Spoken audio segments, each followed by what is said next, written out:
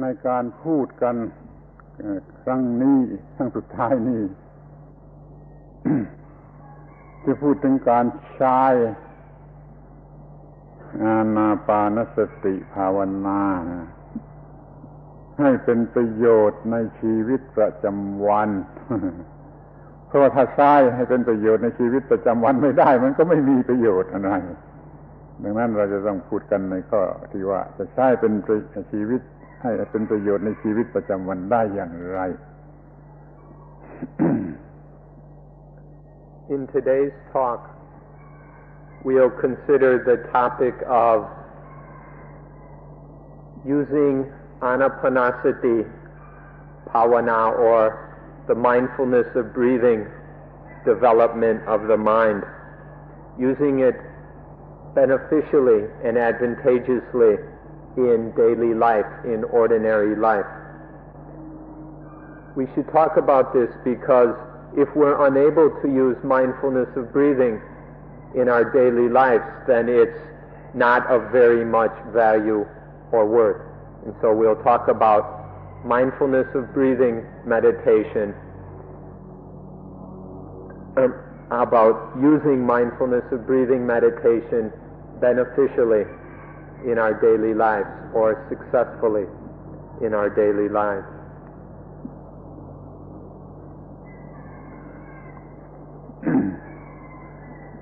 ท่านจะต้องนึกถึงคำว่าภาวนาหรือ development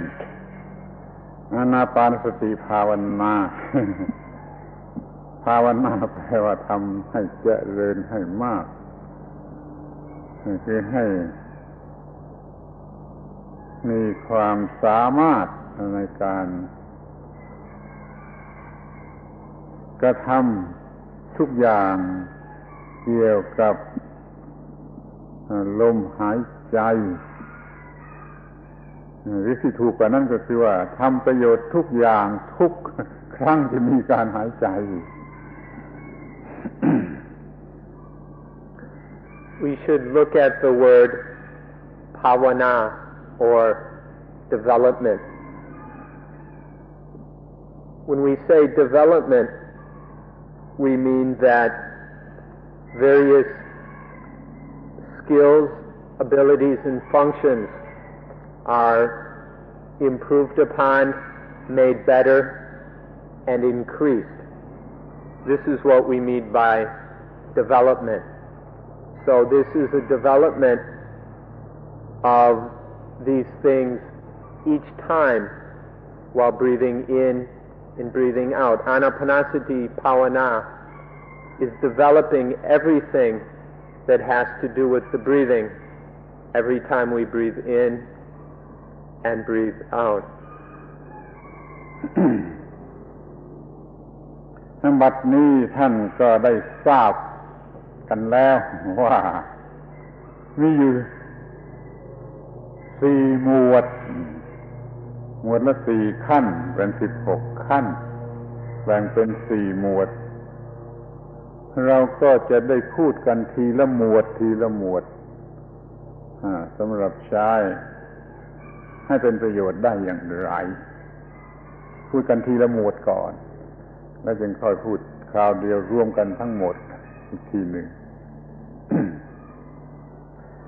You're all aware that within this system of meditation there are 4 groups or tetrads, 4 areas of practice, and in each of these groups or tetrads there are 4 steps. So we will consider each of these tetrads or groups of things one at a time in order to see how they can be used successfully, how they can benefit our ordinary daily lives.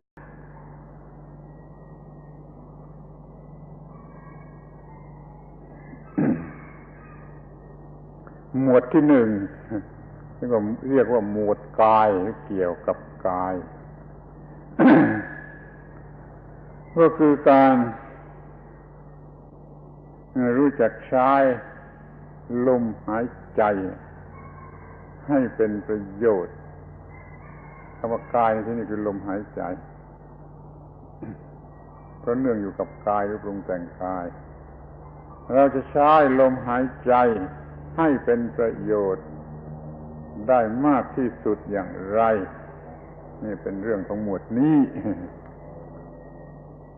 The first tetrad is about the Kaya or body, and the specific body we're talking about is the breath, the breathing. And so we'll be considering how the breath is developed so that it is most advantageous and beneficial for life. We know that the breath is connected to the flesh and blood body, the body of skin and muscle, and that the breathing can have an influence on the flesh body. And so we can consider how this can be done beneficially for the highest benefit of our life. ลมหายใจเนื่องกันอยู่กับกาย ลมหายใจดีกายก็ดีเราจัดการที่ลมหายใจง่ายกว่าที่จะจัดการกับกายโดยตรงเราจึงมีวิธีฝึกต่างๆเกี่ยวกับลมหายใจเพื่อให้ลมหายใจได้รับการปฏิบัติที่ถูกต้องที่สุดแล้วก็ทำให้กายนี่มีสมรรถภาพมากที่สุดนี่คือใจความสำคัญจัดการที่ลมหายใจแล้วก็มีผลที่ร่างกายให้เป็นร่างกายที่ดีที่สุดที่เหมาะสมที่สุดที่จะทำงานที่จะเป็นสุขที่จะทุกอย่างที่เราจะใช้ร่างกายนี่เป็นประโยชน์ The breath is connected to the rest of the body. There's a very important relationship between them. And so when the breath is good, the body will also be good. When the breath is healthy, the body will be healthy. It is very difficult for us to arrange or manage the body directly. We can't just want it to be this way or that way. But we can arrange or manage the body indirectly using the breathing. By regulating and managing the breath, we can indirectly regulate the body. And in this way we can use the breath to have a body that is just right, which is appropriate for the work it has to do, for the duty of each moment of our life. And so we can use the breath to have a body that is healthy, that has the abilities it needs to do its duties, and a body that is relaxed, healthy, and joyful. This can be done using the breathing. ข้อแรกเราจะนึกถึงว่ามันทำให้มีสุขภาพดีอนามัยดี เช่นลมหายใจยาวเนี่ยทำให้สุขภาพดีร่างกายดีพยายามที่จะให้มีลมหายใจยาวมีลมหายใจละเอียดระงับเท่านี้ก็จะทำให้สุขภาพดีเป็นเรื่องทางแพทย์ทางอนามัยไปเลยข้อแรกจงใช้ให้เป็นประโยชน์ในการที่จะทำให้มีสุขภาพอนามัยดีก่อน Our first item is that the breath can be used for good health by breathing long, fine, and calm.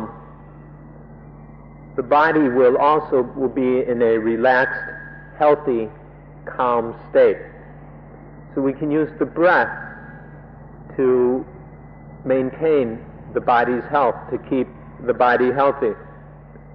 This item is a bit medical. It actually has to do with medicine more than religion, but it's still quite useful to have a healthy body. And by regulating the breathing, this can be done. มีข้อต่อไปก็เช่นว่าเราจะสามารถระงับอารมณ์ร้ายอารมณ์ที่ร้ายออกไปได้ทันทีพอรู้สึกมีอารมณ์ร้ายในใจพยายามหายใจให้ยาวให้ละเอียดให้ระงับมันก็จะขับไล่อารมณ์ร้ายที่มีอยู่ในใจที่เนื่องมาจากความโลภความโกรธความหลงหรือความอะไรก็ตามที่เป็นอารมณ์ร้ายทั้งหลายออกไปได้จากจิตใจมันก็มีประโยชน์อย่างยิ่งแล้วในชีวิตประจำวัน The second item is that we can use the breath to drive any harmful or evil mental objects out of the mind. When there's some harmful or bad mental object such as moods, emotions, thoughts, or whatever in the mind, by breathing deep and fine and calm,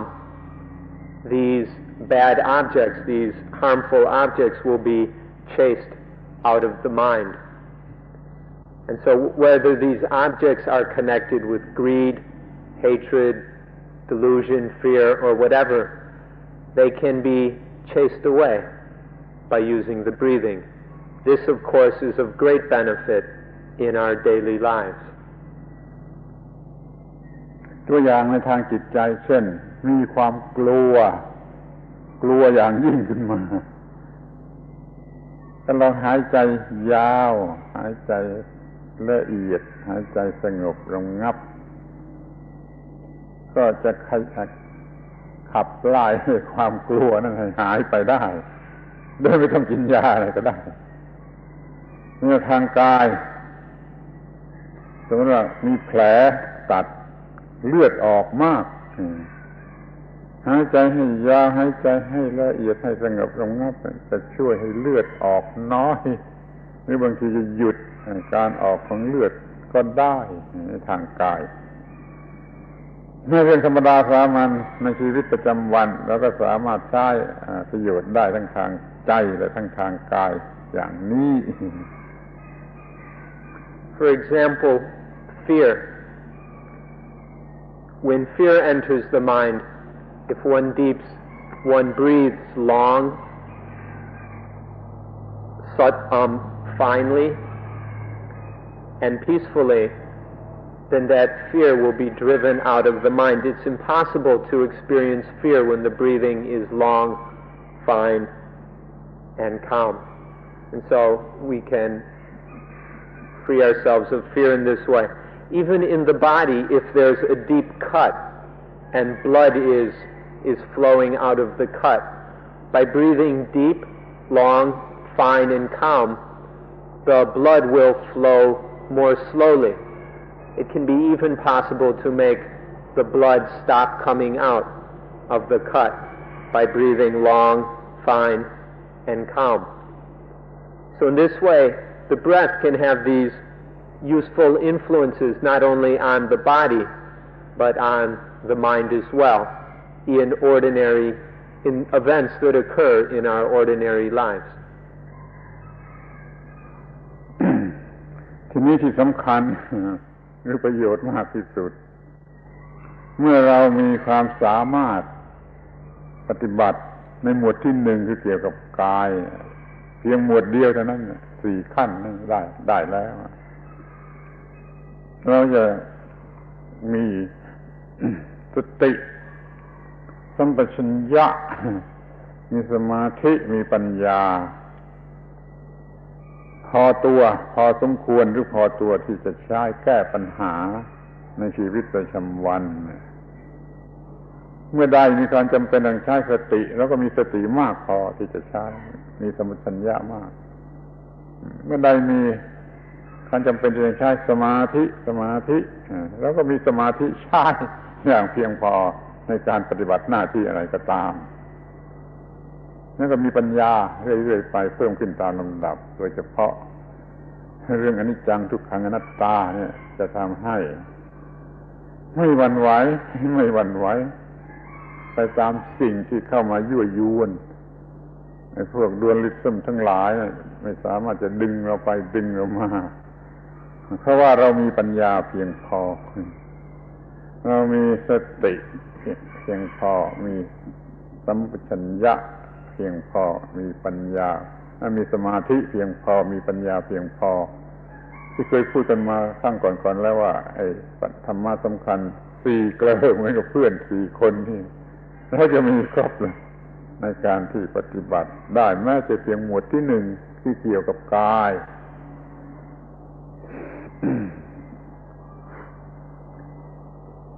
Further, through practicing the 4 steps of the first tetrad successfully, then we will have developed 4 things which are very important in our normal lives. These 4 things will be sufficiently developed to deal with the different events and circumstances which will arise in ordinary and daily life. So by practicing these 4 steps, we will develop mindfulness, sati, sampajanya, wisdom in action, or maybe we could translate it ready comprehension. We develop panya, wisdom, and samadhi, concentration. These 4 comrades, these 4 tools work together, and they will be developed sufficiently in order to deal with events that arise in daily life. There will be enough mindfulness in these first steps. Mindfulness, sati, will have been developed enough that there's enough to use in all the duties and activities that come up in a normal day.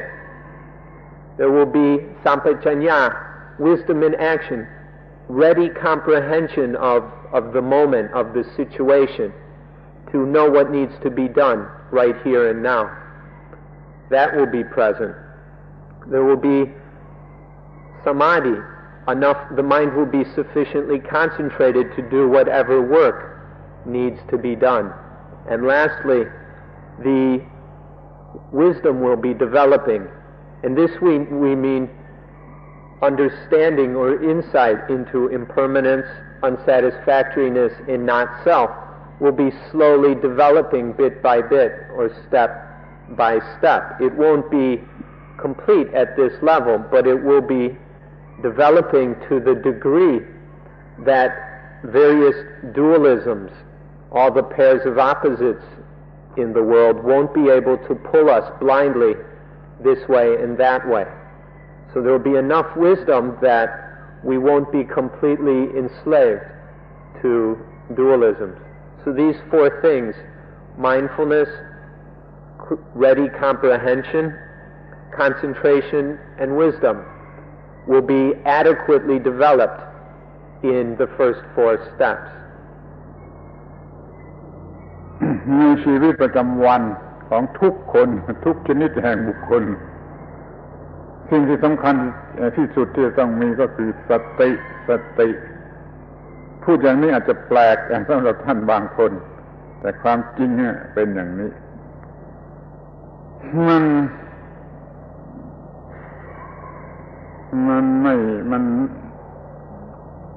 มันต้องการไปที่ทุกอย่างทุกกรณีของหน้าที่การงาน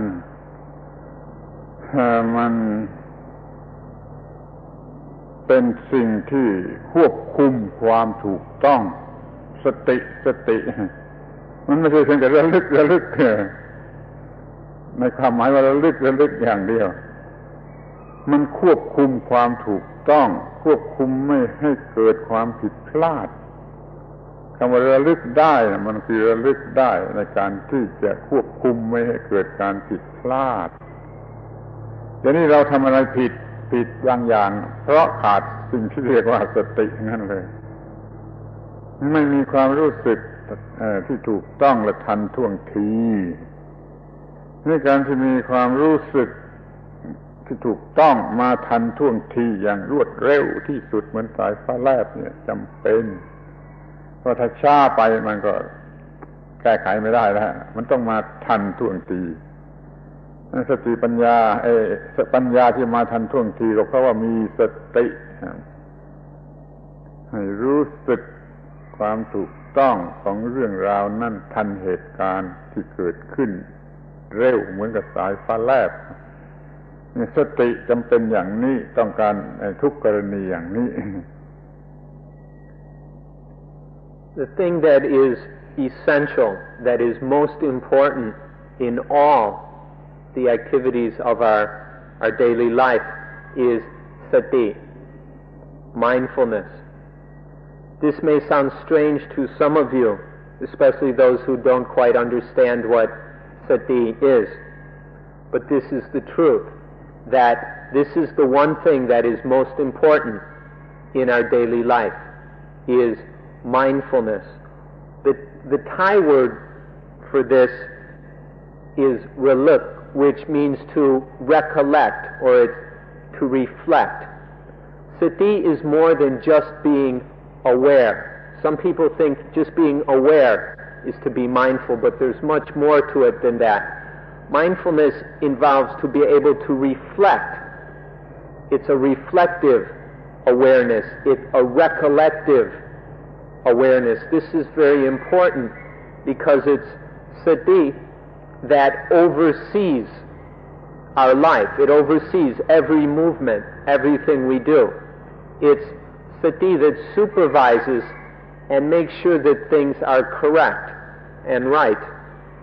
If it's just awareness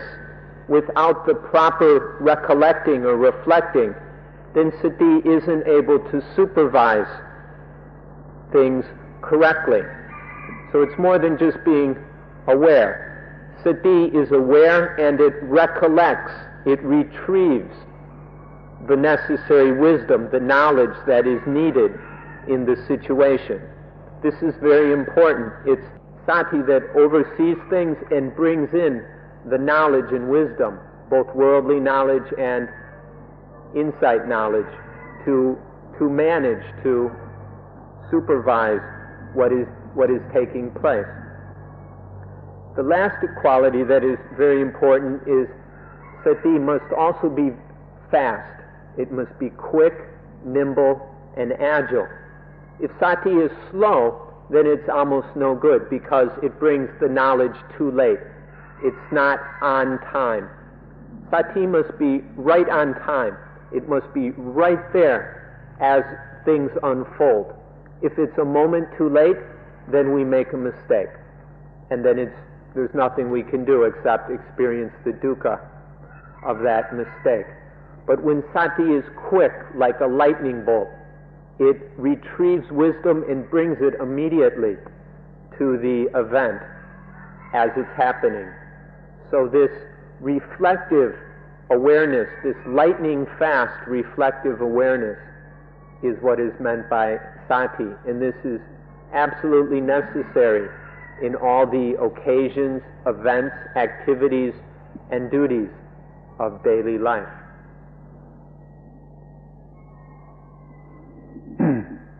ในภาษาบาลี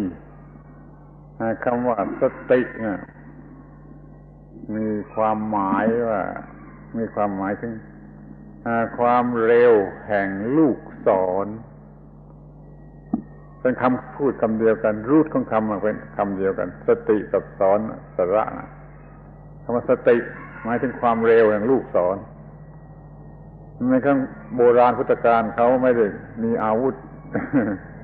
ปืนอะไรอย่างเดียวนี้สิ่งที่เขาจะนึกได้สังเกตเห็นเป็นข้อแรกสำหรับความเร็วกว่าลูกศรก็เลยเอาคำนี้มาใช้เป็นชื่อของธรรมะคือสติมีคุณค่าโดยใจความที่สำคัญคือความเร็วถ้าความระลึกมันช้าไปมันก็ไม่ทันเหตุการณ์ มันก็เร็วเหมือนกับลูกศรมันพอที่จะเปรียบเทียบกันได้ว่าความเร็วของลูกปืนหรือว่าของกระทั่งแม้ไฟฟ้าที่ว่ามีความเร็วนะมีความหมายอย่างเดียวกันมีความเร็วขนาดนั้นนี่ถ้าขาดความเร็วไม่ใช่สติแล้วก็ไม่มีประโยชน์ปัญญาที่ไม่มาอย่างด้วยความเร็วอันนี้มันไม่ทันจะใช้หรือไม่มีประโยชน์มันจึงต้องการในความเร็วที่สุด แล้วก็ฝึกหัดให้มีสติ เพื่อให้มีความเร็วที่สุดเป็นคอนเวยันซ์สำหรับขนมาเนี่ยที่เร็วที่สุดนั่นขอให้ฝึกความเร็วที่สุดคือสติเพื่อจะค้นเอาปัญญาความรู้มาทันเหตุการณ์แล้วก็ใช้มันให้ถูกต้องกับเหตุการณ์รู้จักสติอย่างนี้ก่อนสิถ้าคุณนึกอะไรได้ช้าคิดอะไรได้ช้ารู้สึกอะไรได้ช้าคือไม่มีสติฝึกมันให้เร็วก็มีสติ In the Buddha's time, the fastest thing they had around was an arrow, and the word sati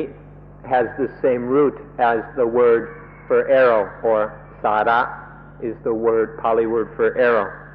They didn't have guns or things like that, so the easiest thing to think of as a symbol for speed, for quickness, was an arrow. And so sati, or sati, mindfulness, comes from this same root. This is very important, that sati is quick, it's fast. For those of you who are still confusing concentration with mindfulness, and this is a very common misunderstanding, the essential quality of sati is quickness, fastness, speed. This distinguishes sati from concentration. Sati needs this speed in order to bring wisdom to the experience, to the situation. If we remember too slowly, or we reflect too slowly, or we think, if our awareness is too slow, then it's almost worthless. It doesn't do any good to figure something out the next day.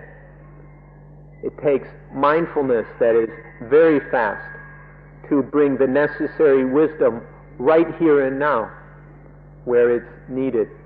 And so this speed of sati is very important, and so we develop sati to be as fast as possible so that it can always bring the necessary wisdom to the situation. This is the duty of sati, is to be the conveyance or vehicle, the thing that brings wisdom. And so to do this usefully, it must be very fast. If we're always thinking too slowly, remembering too slowly, experiencing a little bit too slowly, our sensitivity and awareness is dull and slow, then this is because sati is very weak. And so we train sati to be quick, like a lightning bolt, like an arrow.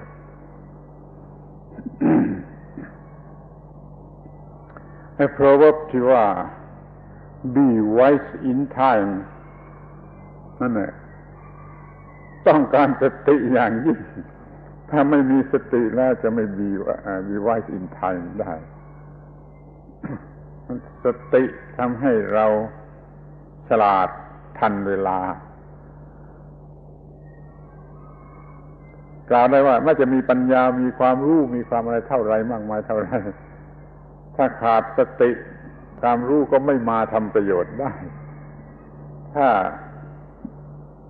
สติมันช้ามันน้อยไอ้ความรู้ก็มาไม่ทันเวลานั้นถ้าจะทำให้สำเร็จประโยชน์ในเรื่อง be wise in time แล้วก็ขอให้มีสติเท่านั้นที่จะช่วยให้เป็นอย่างนั้นได้ขอให้ฝึกสติให้มากๆฝึกอานาปานสติ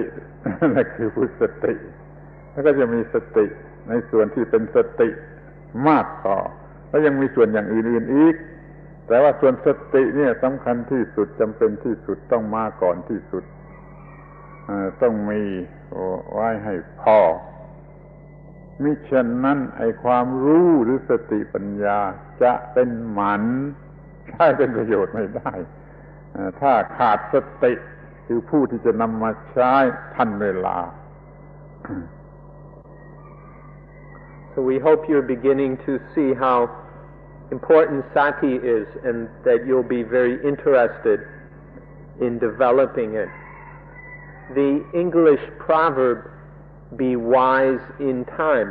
points to the significance of sati. Without sati, we're not wise in time.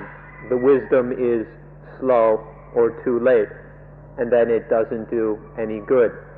No matter how much knowledge and wisdom we've got, we've developed, we've stored away,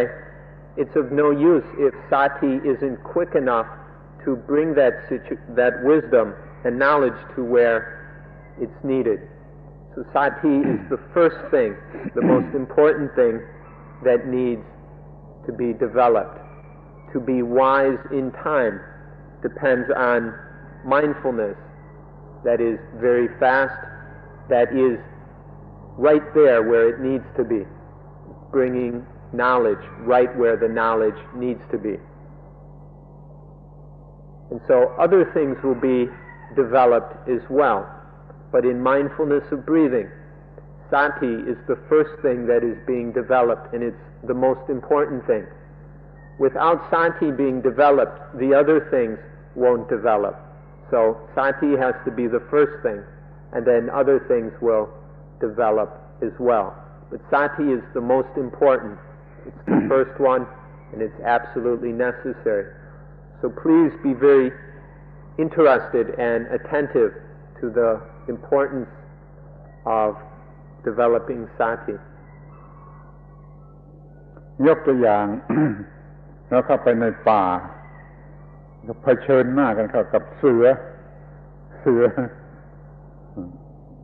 ถ้าเรากลัวมันก็ไม่มีสติถ้าเราไปกลัวเราก็ไม่มีสติ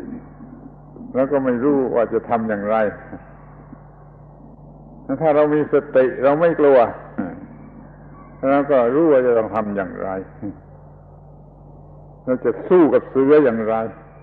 เราจะวิ่งหนีขึ้นต้นไม้ก็ต้องมีสติถ้าเราไม่มีสติเราก็กลัวจนขึ้นต้นไม้ก็ไม่ได้วิ่งหนีก็ไม่ได้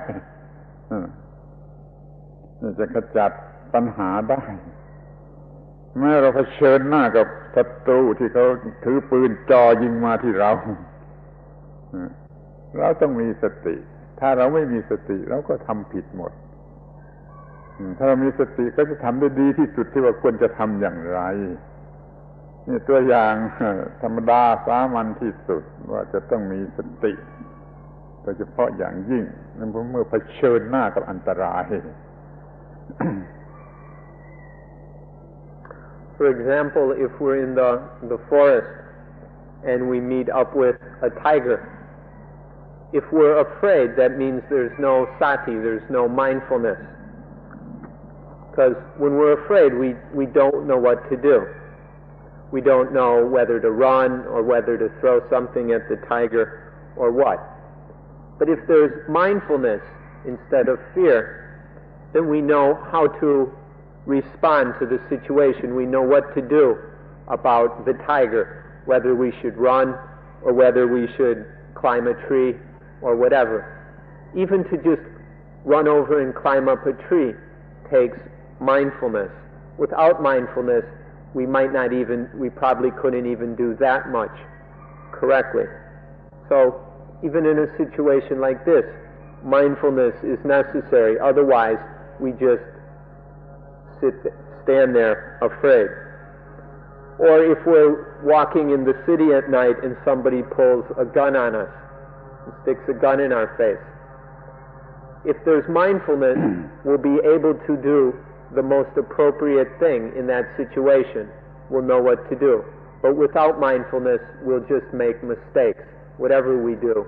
will be wrong. So in very worldly, ordinary situations like this, even mindfulness is absolutely necessary if we are going to respond properly.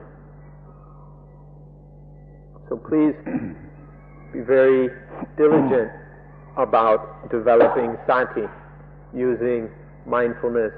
of breathing.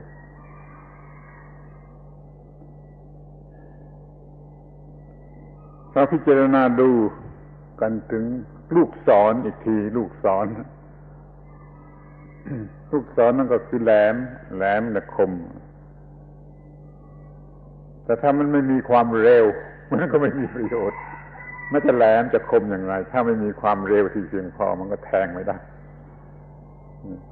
ในความคมของลูกศรมันก็ปัญญาแต่ถ้าไม่มีความเร็วคือสติมันก็ทำหน้าที่ไม่ได้ทำหน้าที่ไม่ได้นั้นเราจะต้องมีความเร็วที่จะช่วยให้ความคมทำหน้าที่ได้สติจึงช่วยให้ปัญญาทำหน้าที่ได้ถ้าไม่มีสติก็จะมีสิ่งอื่นเข้ามาขัดขวางหมดเช่นมีความกลัวเข้ามาก็ปัญญาก็ไม่มีประโยชน์ขอให้มีความเร็วแห่งความรู้ความรู้นั้นต้องมีความเร็วมาทันเวลาความรู้นั่นจึงจะมีประโยชน์ We can think back to the arrow again. An arrow is very sharp, but no matter how sharp an arrow is, without speed, it can't penetrate its target. The most sharp and pointed arrow needs speed in order to pierce and penetrate its mark or target. That speed of the arrow is sati, mindfulness, and the sharpness, the point, the sharpness is wisdom, is knowledge. Without that speed, wisdom cannot function. Wisdom cannot penetrate to the situation and take care of things in the correct way. So without sati, all the wisdom in the world is useless, it's wasted, it's sterile. Without mindfulness, very sufficiently fast mindfulness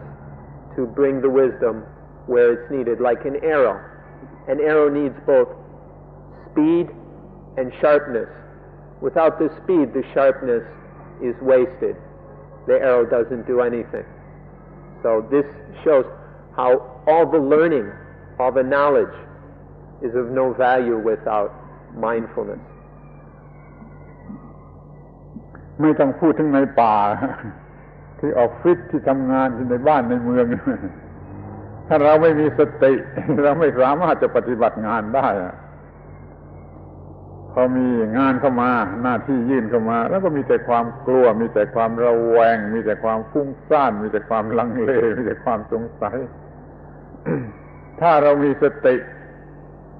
ไอ้ความรู้ที่เรามีอยู่จะถูกเอามาใช้เป็นประโยชน์ได้ถ้าเราไม่มีสติมันไม่มาก็มันมีแต่ความกลัวความไม่เชื่อตัวเองไม่ไว้ใจตัวเองความฟุ้งซ่านความอะไรไปหมดแม้แต่ที่ทำงานในบ้านในเมืองที่ออฟฟิศสิ่งแรกที่ต้องมีตลอดเวลาคือสติ We don't have to talk about the forest really. We can talk about at home, at work, at the office. No matter what we're doing, whatever work or duty or chore or task we must do, mindfulness is absolutely necessary. Even at the office, if there's no mindfulness, or at school, or wherever, without mindfulness, when something comes up, we'll be afraid or confused or worried or doubtful or lack confidence or something like this, and won't be able to properly respond to whatever came up. But with mindfulness, then none of those things occur, and we're able to use our knowledge, skills, and ability to respond and do the work correctly. Whatever the task is, it can be done correctly, even very mundane things at home or at the office. Without sati, we just get afraid, or maybe we're doubtful, we don't have confidence in what we're doing, we worry, or the mind is scattered, wandering all over the place, because there's no sati. But as soon as there is mindfulness, then it's possible to do the task, the job, the work correctly, to use the wisdom, knowledge, and skills that we already have. แม้ที่สุดอย่างต่ำจากการเคลื่อนไหวประจำวันเนี่ยเราจะนั่งหรือเราจะนอนลงหรือเราจะลุกขึ้นยืนหรือเราจะเดินไปถ้าไม่มีสติไม่มีทางที่จะทำได้ดีแล้วก็บางทีจะทำพลาดจะนั่งยืนเดินนี่อย่างไม่ดีอย่างที่ไม่ได้ประโยชน์เต็มที่ถ้ามีสติก็จะทำได้ดีเต็มที่นั่นจะกินอาหารจะถ่ายจาระปัสสาวะจะอาบน้ำอย่างไรก็ขอทำด้วยความมีสติเถิดจะได้ผลดีแม้ที่สุดแต่ว่าท่านจะออกไปจากห้องท่านจะต้องมีสติที่จะไม่ลืมอะไรบางอย่างบางทีก็ลืมล็อกกุญแจแล้วก็เดือดร้อนทีหลังหรือบางทีเข้าไปแล้วไปนอนแล้วก็สงสัยนี่ลั่นกลอนเดี๋ยวบ่นแล้วจะยังอย่างนี้เป็นต้นมันเป็นเรื่องแต่เป็นเรื่องของความไม่มีสติทั้งทุกอิริยาบถที่เคลื่อนไหวเนี่ยจะต้องทำด้วยสติและพร้อมกันนั้นการทำเคลื่อนไหวทุกอิริยาบถเป็นโอกาสที่ฝึกสติอยู่ในตัวด้วยเพิ่มขึ้นไปอีกทุกคราวที่เคลื่อนไหวขอให้เป็นการฝึกสติด้วยที่ใช้ของเก่าก็ใช้ไปอบรมของใหม่มากขึ้นก็ทำด้วยเนี่ยการฝึกสติในชีวิตประจำวัน Even in the most ordinary movements of our daily life, sati is necessary. To just merely to sit down, or to lean over and lie down, or to stand up, all of these require sati.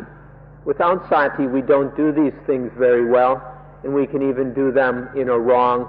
harmful, or dangerous way. But if there is mindfulness, even these most basic movements of life are done well. They're done in the best way possible so that no problems arise. Going to the toilet, urinating, defecating, even things like this require mindfulness. Without mindfulness, we don't do these things correctly and problems arise. All the little movements at home, at work, even just leaving our room, this requires sati. Without sati, we leave our room and then we don't remember, did we lock the door? Did we turn out the light? There wasn't mindfulness about whether these things done or not. And so then we worry about it all day long. Did I lock the door? Did I turn off the light? This is because of a lack of mindfulness. But with sati, when leaving our room, we know what to do and do it. And we're completely aware of this, and so there's no room for doubt or worry afterwards. And this applies to all the basic simple movements in our daily life. Sati is necessary. And even more than that, in doing these basic little activities, lifting our hands,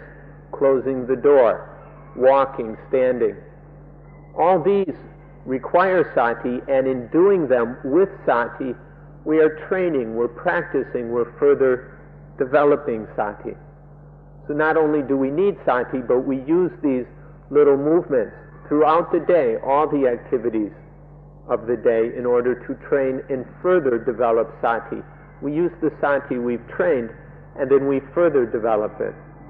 in all the little movements, getting up, walking, sitting down, brushing the teeth, whatever. Sati is the most important thing. Without it, nothing else can function properly. And so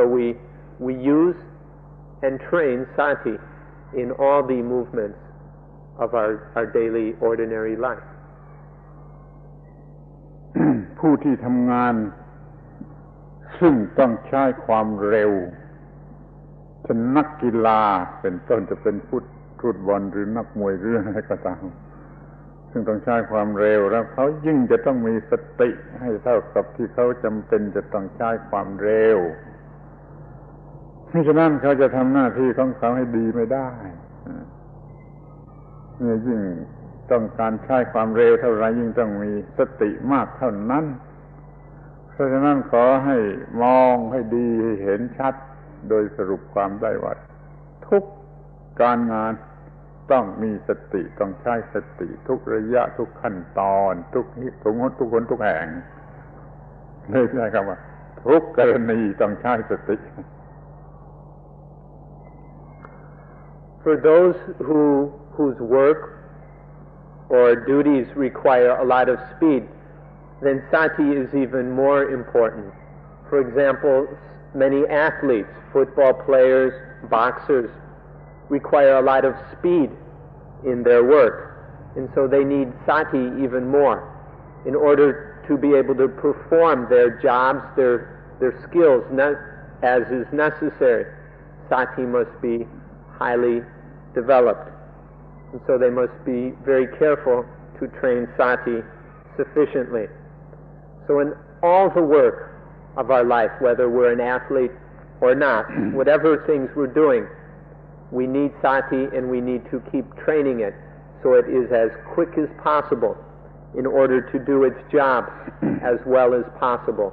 in all the moments, all the movements,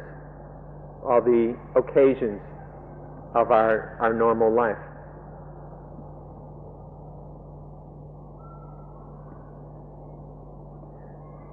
ทีนี้เมื่อมีสติ หรือว่าสติได้ทำหน้าที่แล้วคือไปเอาปัญญามาไปค้นเอาปัญญามามันก็กลายหน้าที่เป็นสัมปชัญญะสติก็กลับกลายหน้าที่เป็นมีสัมปชัญญะคือสติ in function อย่างยิ่ง ในขณะนั้นเรียกว่าสัมปชัญญะสติมันเพียงแต่ค้นมาทีแรกแล้วมันจะหนีกลับไปเสียอีกต้องเอาไว้อยู่ที่นี่ทำหน้าที่อย่างดีอยู่ตลอดเวลาสติที่ทำหน้าที่อยู่อย่างดีตลอดเวลาอยู่กับหน้าที่การงานนั่นเรียกว่าสัมปชัญญะสติไปเอาปัญญามาให้ปัญญามาเป็นผู้ควบคุมความถูกต้องนี่สติก็กลายเป็นสัมปชัญญะคือมีปัญญา อยู่ตลอดเวลา สัมปชัญญะนี่เป็นทั้งสติเป็นทั้งปัญญาก็ได้ถ้าจะพูดให้ถูกต้องสัมปชัญญะเนี่ยมันเป็นทั้งสติคือรู้สึกอยู่และเป็นปัญญาก็ได้คือมันรู้สึกรู้อยู่เข้าใจอยู่เนี่ยสติกลายเป็นสัมปชัญญะถ้าเรามีสติมากสัมปชัญญะก็มากนี่เป็นความจำเป็นอย่างยิ่งที่จะต้องมีสัมปชัญญะรับช่วงจากสติมิฉะนั้นล้มเหลวหมด Now when sati is well enough developed, when it's quick enough, when it's right where it needs to be, right on time, then it can recollect or retrieve wisdom and bring it right where it's needed. And then we call this when sati has brought wisdom right where it's needed, right on time, then we call that sampajanya, which is translated in all kinds of different ways. We won't translate it right now, we'll just explain it. Sampajanya is that wisdom will manage the situation, will see what is correct, and will see that what is correct is what is done. Wisdom does the function of knowing what is correct and proper. But that cannot be done without sati overseeing and and directing things, supervising things, and making sure that the wisdom is right there, right where it's needed, bringing the wisdom right into the experience or situation. This sati and wisdom functioning together we can call sampajanya. The mindfulness brings wisdom there, and that wisdom that is functioning at the right place in the right way with the speed of sati, the two working together, we can call sampajanya. We can see sampajanya as being a development of mindfulness, or we can see it as being a form of wisdom, panya, sampajanya, very closely related words. But we can see them as sati and panya in action, functioning, working to deal, to respond correctly to the experience, to the situation. ในภาษาไทยก็มีภาษิตอยู่ว่าความรู้ท่วมหัวเอาตัวไม่รอด เข้าใจว่าในฝ่ายฝรั่งภาษาฝรั่งก็คงจะมีภาษิตอย่างเดียวกันความรู้ท่วมหัวเอาตัวไม่รอด แม้ว่าจะเรียนจบมหาวิทยาลัยมาสัก10 มหาวิทยาลัยก็เอาตัวไม่รอดเอาตัวไม่รอดถ้ามันขาดสติและสัมปชัญญะ ความรู้ไม่ช่วยไม่ได้ถ้ามันขาดสติและสัมปชัญญะนี่เขาไปคิดดูจริงก็ไม่จริง There's a Thai saying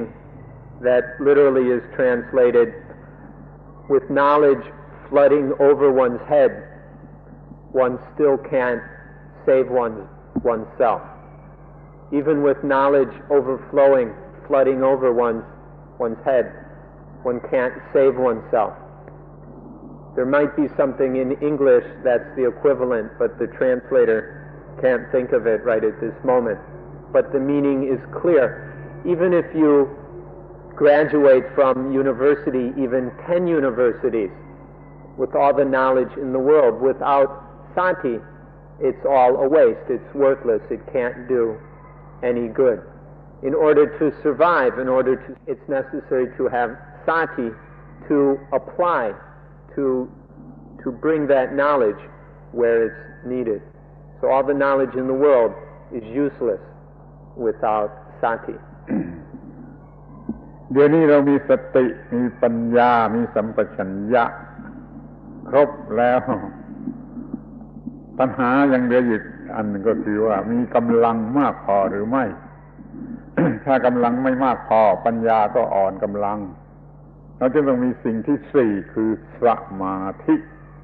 กำลังจิตทั้งหมดรวมกันทั้งหมดระดมลงไปที่จุดเดียวนี่สมาธิจะช่วยให้ปัญญา Once there is mindfulness and wisdom in action or ready comprehension, sampajanya, once there are these three things, the question remains, is there enough strength or power behind them? And so this is the fourth factor is needed, or the fourth comrade, which we call samadhi, or concentration. Concentration provides the power and strength to give all of these, to give sati, sampajanya enough energy to completely fulfill their function, to perform their task completely. Sometimes there's some mindfulness and wisdom, but there's not enough strength, and so they don't completely do what needs to be done. And so there must also be enough concentration to supply that energy, the strength to do these things. And so in mindfulness of breathing, even in the first tetrad, these four things, mindfulness, wisdom in action, and concentration, are all being developed. And then all four of these need to be used and trained, further developed in our normal lives.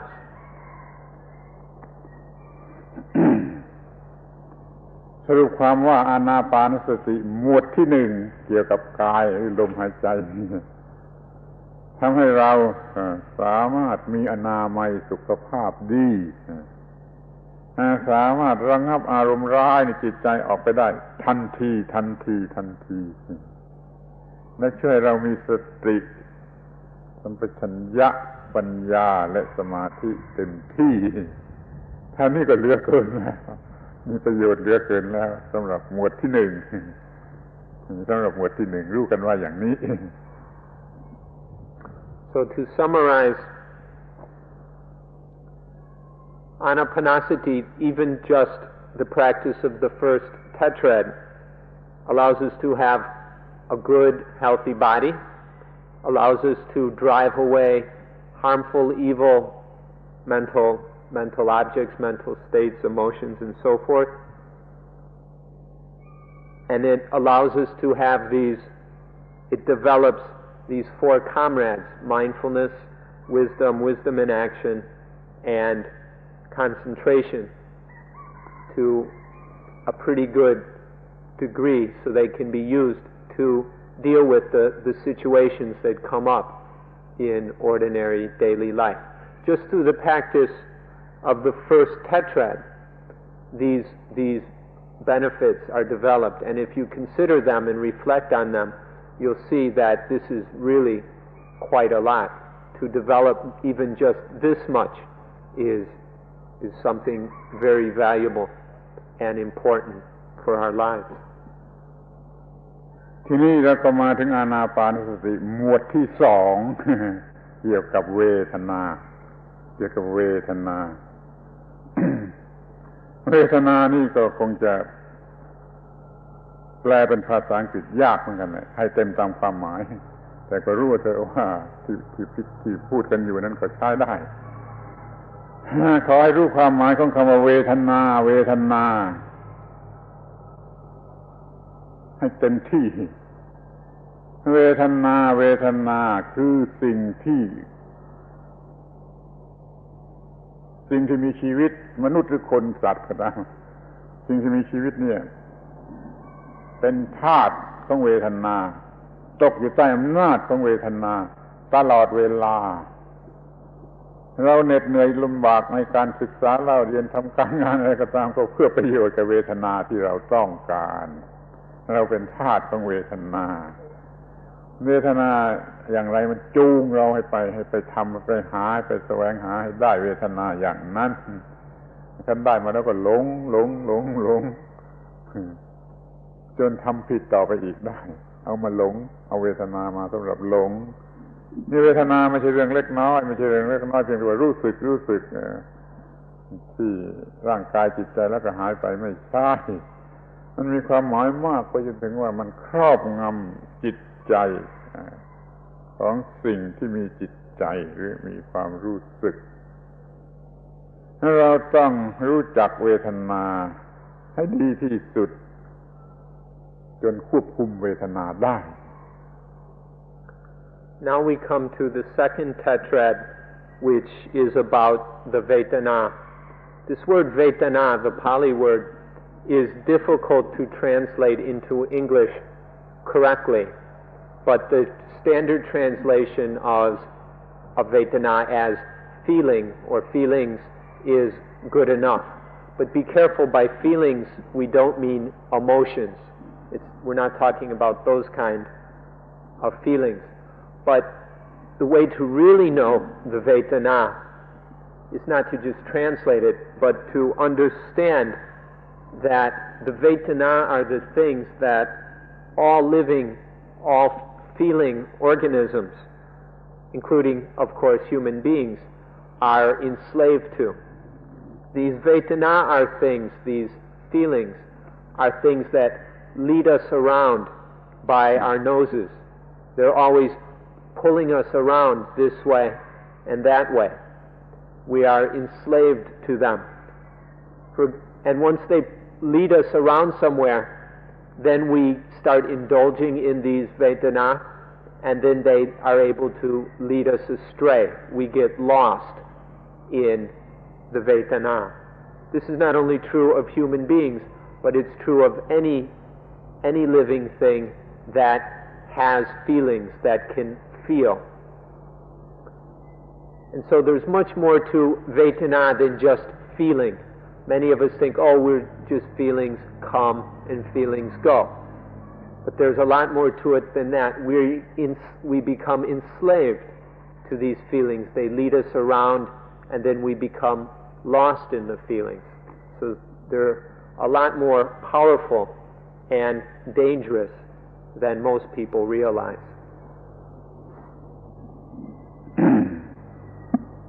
ท่านต้องสังเกตให้เห็นความจริงที่ลึกซึ้งที่สุดข้อหนึ่งว่าเวทนาเนี่ยเป็นต้นเหตุให้เกิดความคิดจะเป็นวัตถุเป็นคอนเซ็ปต์หรือเป็นอะไรก็ตามที่เป็นความคิดเนี่ยเวทนาเป็นสิ่งที่ทำให้เกิดขึ้นมา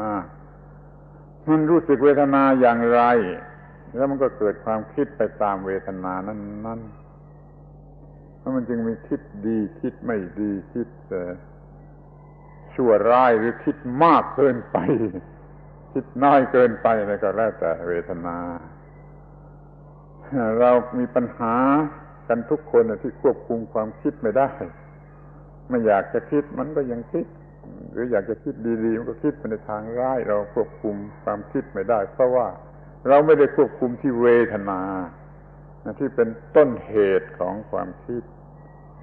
เราจึงต้องรู้จักเวทนาและควบคุมเวทนาให้ได้ดังนั้นเราจึงต้องปฏิบัติอานาปานสติหมวดที่สอง Because of this power of the Vedana, it's very important that we have a correct practice in order to train with them. And there's a very profound natural truth about the Vedana which you need to observe, but this is often overlooked. This fact is that the Vedana are the things that lead to thoughts or concepts, ideas, however we want to translate it. But because of Vedana, this stirs up, this conditions thoughts, ideas, and so forth. When there's a feeling, then we think about that. And then all kinds of thinking is stirred up. Sometimes it's good thinking or nice thinking, but sometimes it's bad, harmful, ugly thinking. Often we think too much, but even sometimes we don't think enough.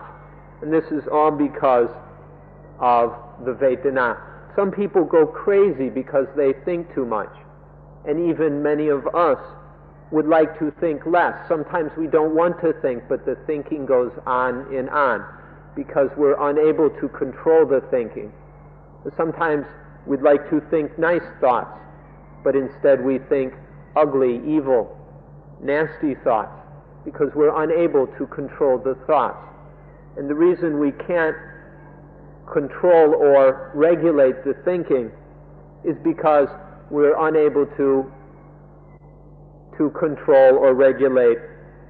the Vedana, because we're not able to be on guard with the Vedana. We're unable to keep the thinking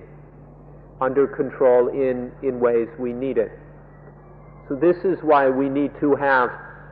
a meditation practice that works or deals with the Vedana. And this is why it's necessary to have the second tetrad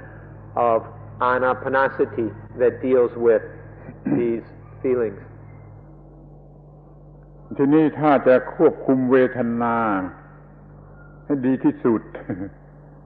มันต้องควบคุมมาตั้งแต่ผัสสะที่ทำให้เกิดเวทนาต้องสามารถควบคุมผัสสะพอมีผัสสะก็อีกแล้วต้องมีสติอีกแล้วต้องเอาสติสัมปชัญญะมาใช้อีกแล้วพอมีผัสสะกระทบตาหูจมูกลิ้นกายใจอย่างใดก็ตามเป็นผัสสะต้องควบคุมผัสสะโดยมีสติมีสัมปชัญญะควบคุมผัสสะให้เป็นผัสสะฉลาดอย่าเป็นผัสสะโง่เมื่อผัสสะฉลาดมันก็เกิดเวทนาฉลาด คือเวทนาที่ไม่โง่ที่เราจะควบคุมได้สามารถนำไปให้ถูกทางได้สรุปความว่าจะควบคุมเวทนาได้ดีต้องควบคุมมาตั้งแต่ผัสสะแล้วก็อาศัยสติสัมปชัญญะสมาธิอีกนั่นเองแต่ทีนี้มันแยกมาเป็นในเวทนาเป็นตัวการร้ายตัวร้ายกาจจะมาควบคุมให้ได้ จึงต้องฝึกหมวดที่สองคือเวทนา Sometimes they use the word control, but maybe the word regulate or oversee is a better word for in order to regulate the Vedana, in order to keep them on track. It's necessary to regulate them from patsa. Patsa is sense contact, the contact at the eyes, ears, nose, tongue, body or mind, when the sense organ and the sense object and sense consciousness come together. That is sense contact. And the way to regulate the feelings, the Vedana, is right from that moment of contact. This means that there must be good old mindfulness, wisdom in action, sampajanya, and samadhi, concentration, there at patsa in order to oversee the contact, in order to regulate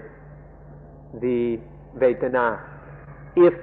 mindfulness is too slow and wisdom is lacking, then there will arise foolish, or we could even say stupid feelings, ignorant feelings which get us into all kinds of trouble. But if mindfulness, sampajanya, and concentration are sufficient, quick enough, strong enough, wise enough, then the feeling is wise feeling. By wise feeling, this is a kind of feeling that is regulated. It's not out of control. It's feeling that goes along the right way, a useful way, a wise way, a peaceful way, and that can be beneficial. And so, to regulate the Vedana, it's necessary to do it right from the moment of sense contact, whether it's seeing, hearing, smelling, tasting, touching, or mental. And that is done with mindfulness, wisdom in action, and concentration, all of which are trained in the second tetrad of mindfulness of breathing. Now we develop these using the feelings so that these are able to operate in regard to the feelings. ที่ดูให้ดีเราจะเห็นว่าเราควบคุมผัสสะได้ถ้าเราก็ควบคุมเวทนาได้เมื่อเราควบคุมเวทนาได้เราก็ควบคุมมูลเหตุแห่งความคิดสิ่งที่จะเกิดความคิดได้ควบคุมผัสสะได้ควบคุมเวทนาได้ควบคุมมูลเหตุแห่งความคิดได้ก็เท่ากับควบคุมชีวิตทั้งหมดได้ควบคุมชีวิตทั้งหมดได้ต้องใช้ความรู้ทั้งเวทนาอานาปานสตินี่ควบคุมชีวิตโดยตรง If you think about it, you'll see that if we can regulate patsa or contact, sense contact, then we're able to regulate the feelings. And we mentioned how feelings are the cause or origin of thoughts and thinking. So this means that by regulating Vedana, we are able to regulate the thoughts and the thinking and all that mental proliferation and everything. If we can control contact, Vedana, and thoughts and ideas and concepts, then we're able to regulate life. So to be able to do this is to regulate all of life, to keep life in balance, to keep it from going off track or to get into problems. And this is done so by training the second tetrad of Anapanasati properly, life can be regulated, can be kept on the right course in this way. ทีนี้ก็มาถึงหมวดที่สามที่จริงหมวดนี้จะสนใจหรือไม่สนใจก็ยังได้แต่ว่าสนใจหรือรู้จักไว้ก็เป็นการดีหมวดที่สามจิตการฝึกฝนจิตควบคุมจิตให้ได้เป็นหมวดที่สามเราจะรู้จักจิตทุกชนิดว่ามีอยู่อย่างไรบ้างกี่ชนิดเนี่ยมันมีอยู่เราจะรู้จักมันทุกชนิดแล้วเราจะรู้จักเลือกว่าอันไหนเป็นโทษอันไหนไม่มีโทษอันไหนมีประโยชน์อันไหนไม่มีประโยชน์เราจะเลือกเอาแต่ที่มีประโยชน์แล้วเราก็จะควบคุมได้ให้มีจิตอย่างนั้นให้คิดอย่างนั้นเนี่ยหมวดที่สามนะฝึกจะบังคับจิตควบคุมจิตอย่างนี้ให้จิตบริสุทธิ์ให้จิตตั้งมั่นให้จิตปล่อยวางไม่ยึดถือนี่ก็เป็นเรื่องที่ว่าเป็นปัญหาในชีวิตประจำวันเหมือนกันถ้าเราควบคุมจิตไม่ได้มันก็ไปตามกิเลสคือจิตเลวจิตผิด มันก็มีความทุกข์มีปัญหาเกิดขึ้นถ้าควบคุมจิตได้มันก็มีแต่ทางถูกต้องอย่างเดียวไม่มีความทุกข์ไม่มีปัญหาเกิดขึ้นดังนั้นก็นับว่ามีประโยชน์มากในการที่จะฝึกจิตและควบคุมจิตให้ได้ตามหลักการของอานาปานสติหมวดที่สาม Now we come to the third tetrad of Anapanasati, which has to do with the citta, the mind. Actually, this tetrad is not quite as important as the previous ones, but it's still quite useful to work on, and so you should also give it your attention. In this tetrad, we examine all the different kinds of mind, the different, or we could say states of mind, the different states of mind, the different minds, to see which ones are harmful and which ones are not, which minds are beneficial and wholesome, and which are not beneficial, which have no use. So we get to know all the different possible kinds of mind to see which are useful and beneficial. And then we learn to regulate, to oversee the mind, to keep the mind on track,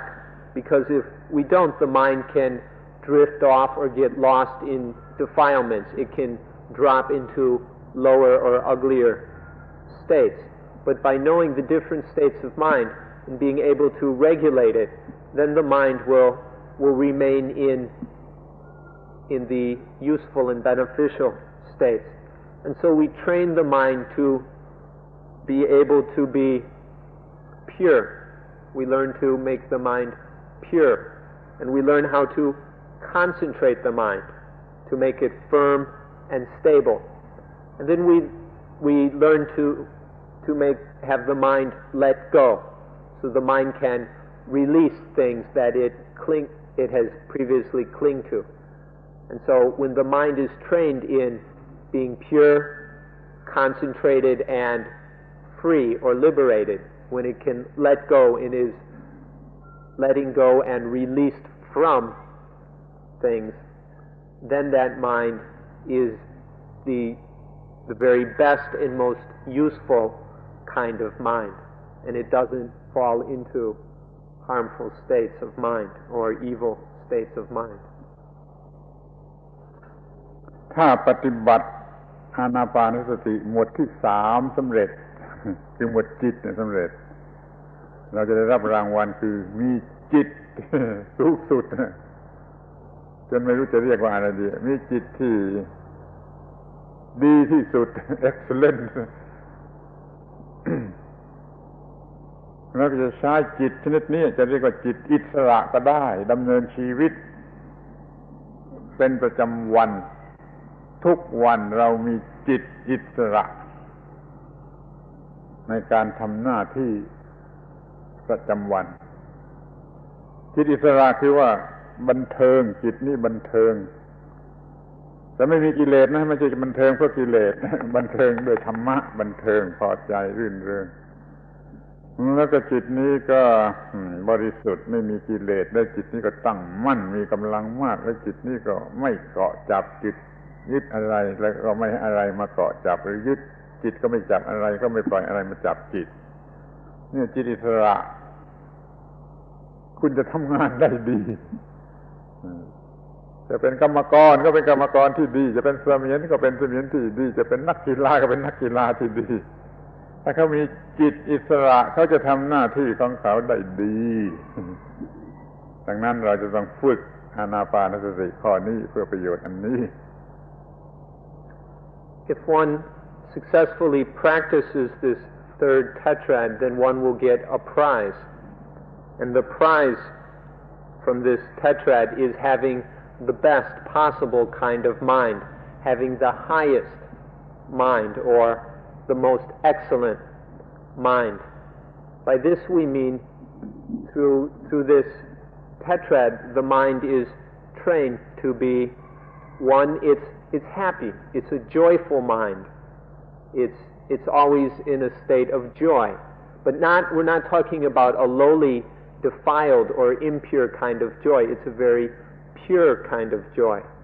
very harmless kind of joy. And it's also second, this mind is pure, it's clean, there's nothing dirty or there's nothing cluttering it up. Third, it's absolutely solid and strong and firm because it's very well concentrated. And last, this mind is free. It's not stuck to anything and nothing can stick onto it. There's nothing that can grab onto this most excellent mind. And this mind isn't going around attaching or clinging or getting stuck on things. So we can say that this is the most free mind. And when the mind is absolutely free like this, then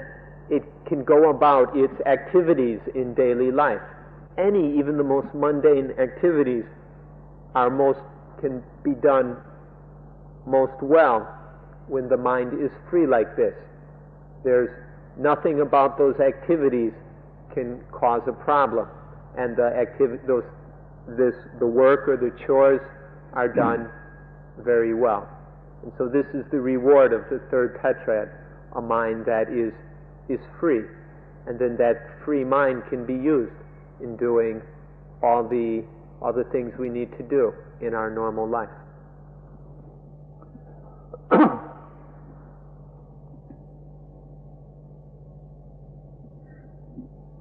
จิตจะมีความรู้สึกเป็นสุขที่แท้จริงเป็นสุขที่สุดนะ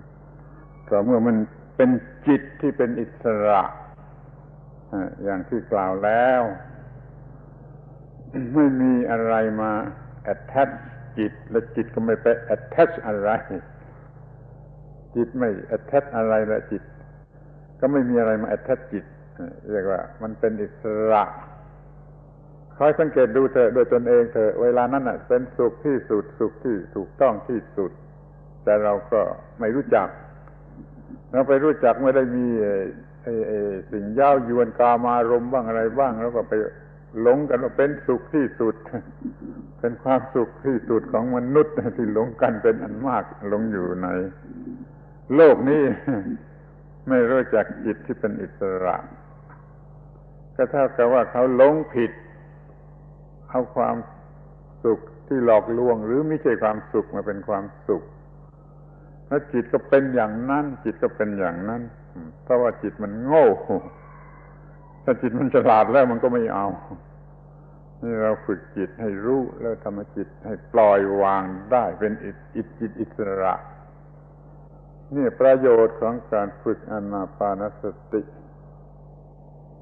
หมวดที่3 The most joyful mind is the mind that is free. Many people can't understand this, but the happiest,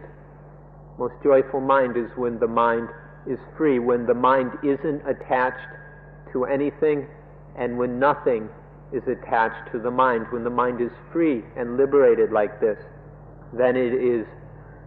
the most happy. But this is often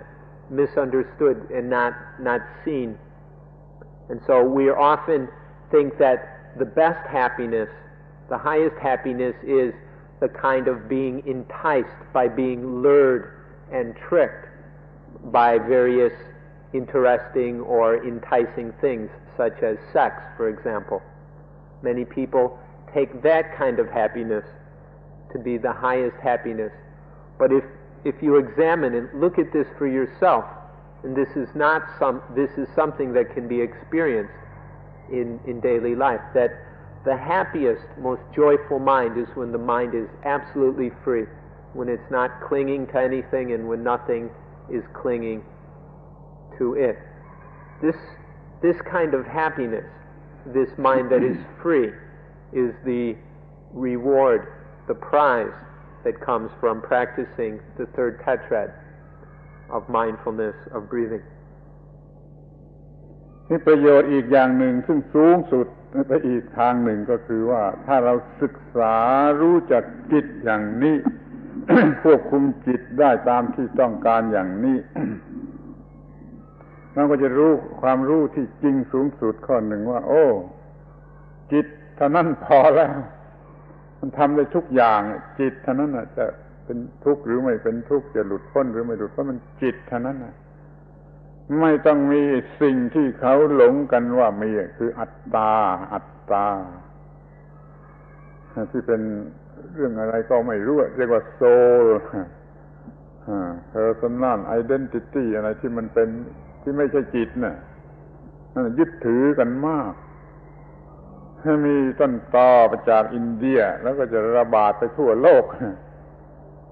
ถ่ายทอดกันไปด้วยความคิดว่ามีอัตตามีอาตมันมีตัวตนอีกอันหนึ่งนอกไปจากจิตแต่พุทธศาสนาเราไม่ต้องมีอัตตานั่นน่ะจิตอย่างเดียวเนี่ยมันจะรู้มันจะไม่รู้มันจะทำผิดมันจะทำถูกมันจะคิดถูกคิดผิดมันจะทำได้ทุกอย่างโดยที่ไม่ต้องมีอัตตามันเดี๋ยวนี้ก็ไม่มีอัตตามีแต่จิตที่กำลังเป็นไปอย่างไรถูกหรือผิดถูกหรือทุกข์ส่วนร่างกายนี่เป็นเพียงภาชนะรองรับจิตให้จิตได้ทำหน้าที่เหมือนกับเป็นสำนักงานของจิตได้อาศัยทำหน้าที่มีแต่จิตพอแล้วนี่ถ้าเรารู้เรื่องจิตดีเราก็จะรู้ได้ทันทีว่าไม่มีสิ่งที่เรียกว่าอัตตาคือตัวตน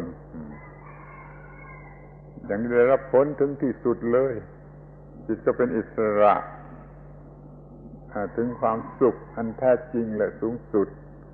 เป็นธรรมะสูงสุดในพุทธศาสนาเป็นความรู้ขั้นสุดยอดของมนุษย์ที่ไม่มีใครจะสอนให้ดีกว่านี้ไปอีกได้แล้วความรู้เรื่องไม่มีตัวตนเนี่ยเป็นความรู้สุดยอดของมนุษย์ไม่มีสูงกว่านี้อีกแล้วจะรู้ความรู้ข้อนี้ได้โดยการฝึกจิตถึงที่สุดอย่างที่ว่ามาแล้วจนรู้จักว่าจิตเป็นได้ถึงอย่างนี้เป็นอิสระได้ถึงอย่างนี้แม่นี่ก็ต้องมารู้อยู่ในชีวิตประจำวัน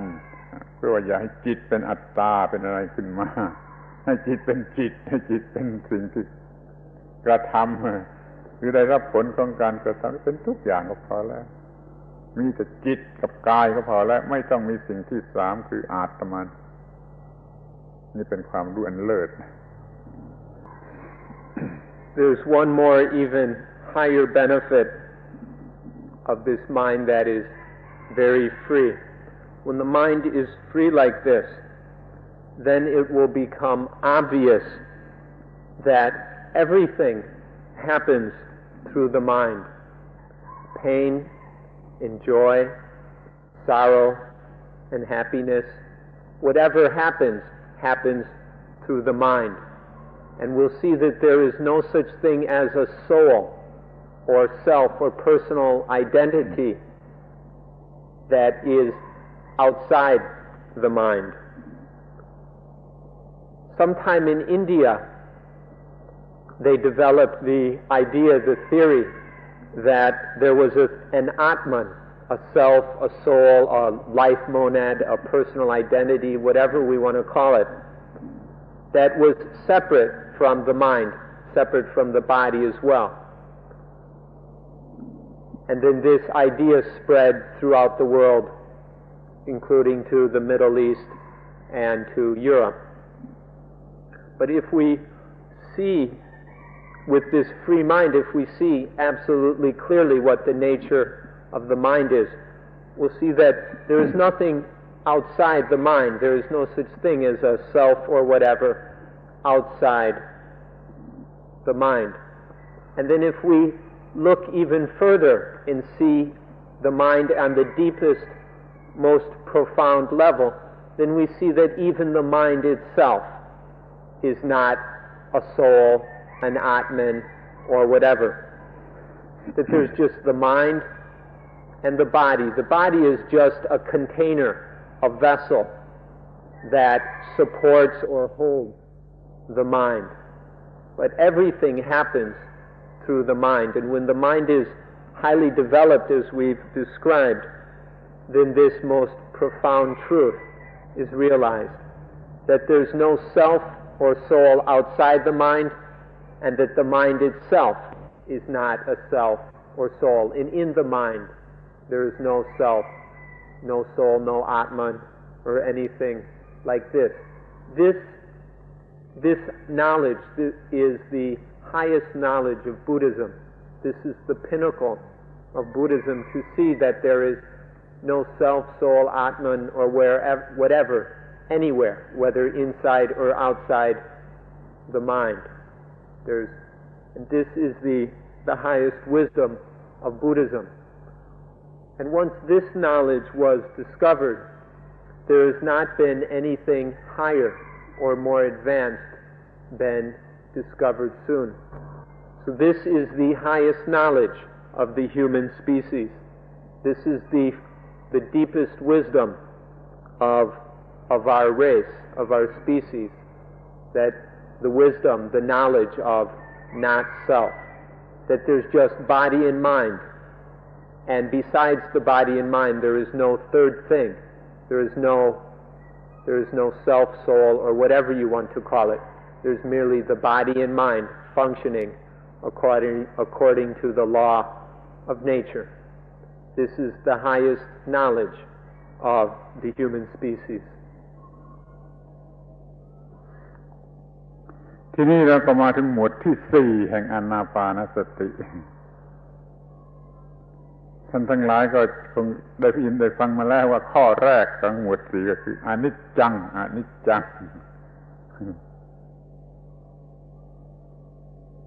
ซึ่งมีความหมายว่าเปลี่ยนแปลงเรื่อยเปลี่ยนแปลงเรื่อย perpetual flux หรือเพนทารีของกรีกเพนทารีทิรักติตัสก็เคยสอนในฝ่ายกรีกพ้องๆสมัยกับพุทธกาลอัตถิเพนทารีไหลเรื่อยเพนทาทั้งหมดรีไหลเพนทารีไหลเรื่อยก็คืออนิจจังperpetual flux ก็ไหลเรื่อย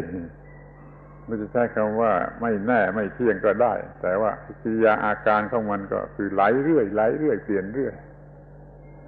เมื่อเรารู้จากความจริงของทุกสิ่งเห็นชัดเรื่องไหลเรื่อยไหลเรื่อยเราก็หายโง่เราก็ไม่ทำอะไรผิดกับสิ่งที่ไหลเรื่อยว่ามันเป็นสิ่งที่หยุดอยู่กับเรา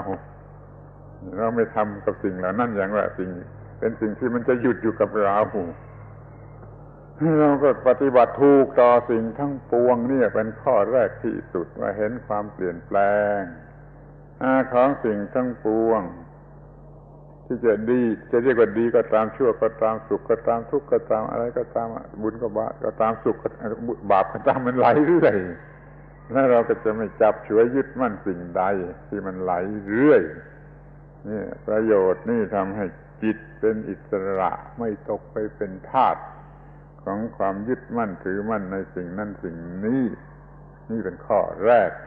ไหลเรื่อย Now we come to the fourth tetrad, the tetrad about Dhamma. You've already heard that the first step of this tetrad has to do with contemplating anicca, or impermanence. Anicca means that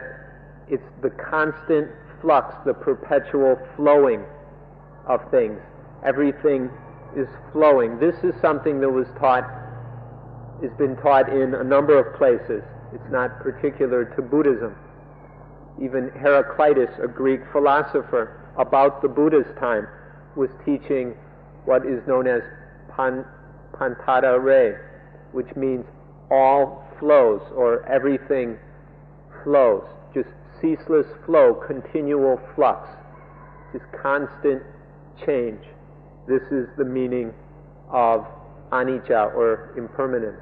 It's the constant change. Nothing is stopping. And most of all, nothing stops for us, for what we want, for what we don't want. It just keeps on flowing and flowing.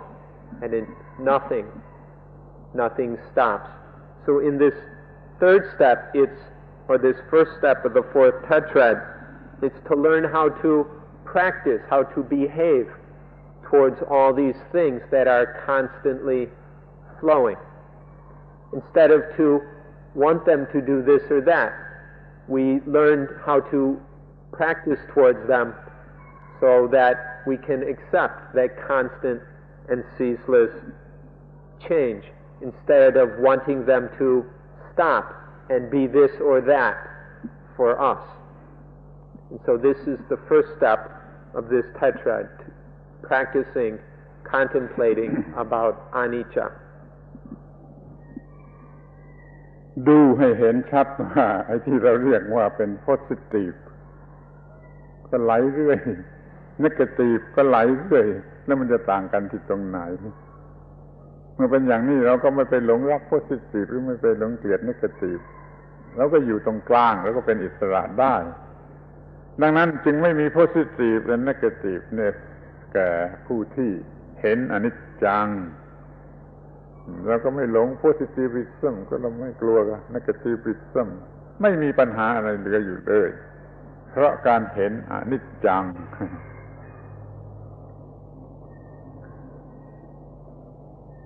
Even the positive is ceaselessly flowing, and the negative is constantly changing as well. So where's the difference between the two? Both the positive and the negative are constantly flowing. So we don't indulge in these. We don't get caught up in them. We just stay in the middle, neither getting happy about the positive and angry about the negative, not loving the positive and hating the negative, but just staying in the middle because it's just constantly flowing. When we realize that all things are constantly flowing like this, then we don't indulge in them. We don't get caught up in them. We are able to stay free of them. This is what happens when we are able to see and realize anicca. And this not only happens in formal meditation, but to see this throughout our daily life, to see the ceaseless change of things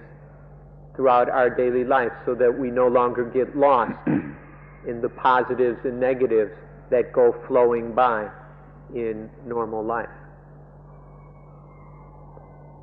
เราไม่รู้ข้อนี้เราก็เห็นเป็นคู่เป็นของคู่ต่างกันเป็น positive เป็น negative เป็น dualism มากมายหลายสิบคู่โดยที่เราไม่เห็นในความที่ว่ามันไม่เที่ยงด้วยกันถ้าเราเห็นว่ามันไม่เที่ยงเหมือนกันเราก็ไม่มีเป็นคู่ที่ไม่ต้องมีเป็นคู่มีแต่สิ่งเดียวก็พอคือสิ่งที่ไหลเรื่อยอนิจจังเรื่อยไม่ต้องมีเป็นคู่ให้รักครั้งนี้ให้เกลียดครั้งนี้ให้ชอบครั้งนี้ให้กลัวครั้งนี้ไม่มีเป็นคู่มันหมดปัญหาอย่างลึกซึ้งไม่มีของเป็นคู่มาหลอกมาล่อให้เราไปติด ข้างนั่นติดข้างนี้เป็นเอ็กซ์ตรีมไม่ได้อยู่เหนือไม่ได้อยู่ตรงกลางไม่มีบาลานซ์ถ้าเราเห็นอนิจจังมันกลายเป็นไม่มีดูลิซึมสบายเท่าไหร่ไม่มีอาการจะดึงไปดึงลงมาแล้วก็เอาไฟลนอยู่ตรงกลางไม่มีอาการอย่างนั้นนั่นแหละประโยชน์ของการเห็นอนิจจังเหมือนกันหมดทุกอย่าง Because we don't see this anicca, because we don't look at things this way, we see everything in dualistic terms. We see things as good and bad, positive and negative, beautiful and ugly, and so forth. And we've got tens, dozens, hundreds of these pairs of this and that, all these pairs. And then these are constantly pulling us around this way and that way, always being led around by these dualistic pairs, by these opposites. This happens because we don't see anicca. Our mind is no longer, it doesn't find a middle position that is not being pulled this way or that way. Because of not seeing this, the mind is always getting caught up into extremes, finding itself in very distant positions instead of having a balance, a natural equilibrium that is in the middle. This is what happens when anicca is not seen, when impermanence is overlooked. But when we realize this truth of impermanence and then see that all those things are the same, in seeing impermanence it realizes that positive and negative, good and bad, and all those pairs, they're just ceaselessly flowing. There's nothing absolutely real about them. There's just the constant change. And when the mind sees this, then it's no longer getting pulled apart by all these dualities. It's no longer like being pulled in one direction by the neck, in the other direction by the feet, and then scorched by fires around the middle. And when all this pulling and burning ends, just think how joyful that is, how peaceful, how nice that is, to be free of all that pulling and tugging. This is the benefit, the result of realizing anicca, impermanence, to no longer be pulled apart by dualities. ข้อที่หนึ่งเห็นอนิจจังของทุกสิ่ง compounded thing ทุกสิ่ง phenomena ทุกสิ่งเป็นอนิจจังคือไหลเรื่อยไม่มี positive ไม่มี negative ทั้ง positive ทั้ง negative มันก็เป็นอนิจจังนี่ข้อที่หนึ่งข้อที่สองก็มาถึงวิราคะคือคลายออกลดลงแห่งความยึดมั่นถือมั่นต่อไอ้ดวงลึกซึ้งทั้งหลายต่อ negative positive ที่เคยยึดมั่นเป็นอย่างนั้นมันคลายออกนี่ขั้นที่สองเมื่อคลายไม่หยุดก็มันก็หมดจบเป็น extinction of attachment ไม่มี attachment ก็ไม่มีปัญหาอยู่เหนือสิ่งทั้งปวงรู้ว่าเราเดี๋ยวนี้ไม่มี attachment ไม่เป็นทาสของสิ่งใดเป็นอิสระที่สุดนี่ วิธีการศึกษาหมวดที่สี่ของอานาปานสติเป็นอย่างนี้ So the first step of this tetrad is to realize impermanence, and then we realize that there's nothing worth attaching to, that there aren't any of those dualities, there's nothing that can be, that deserves being attached to. When this is realized, then there comes the next step, which is viraka, or the fading away, or the unattaching. It's the fading away of attachment, the unattaching, seeing that things shouldn't be or are not worthy of attachment. Attachment begins to dissolve, break up, and fade away, and fade away, and fade away. Attachment weakens and lessens until eventually attachment is gone. And when attachment is faded away to a certain point, then it ends. Attachment ends, it's over, it's finished. Attachment is quenched. This is what the fourth tetrad is about. Realizing impermanence, then watching attachment fade away, and watching attachment cease. This is what happens in the final tetrad of Anapanasati. เห็นอนิจจังเท่าไร attachment ก็หายไปเท่านั้น แล้วมันก็ลดไปลดลงลดลงลดลง dissolve bit by bit bit by bit dissolve จนกระทั่งมันหมด attachment มันหมด attachment นี่ประโยชน์ของข้อที่สี่นี่เราก็ฟรีจาก attachment ไม่มี attach อะไรจะเป็นเงินเป็นทองเป็นอำนาจวาสนาเป็นทรัพย์สมบัติเป็นกามารมณ์เป็นอะไรในแง่ positive ก็ไม่ attach ที่แง่ที่เคยเกลียดเคยกลัวเป็น negative ก็ไม่เกลียดไม่กลัวไม่อะไรอยู่เฉยสบายไม่มีอะไรที่กลัวไม่มีอะไรที่รบกวนความสงบของชีวิต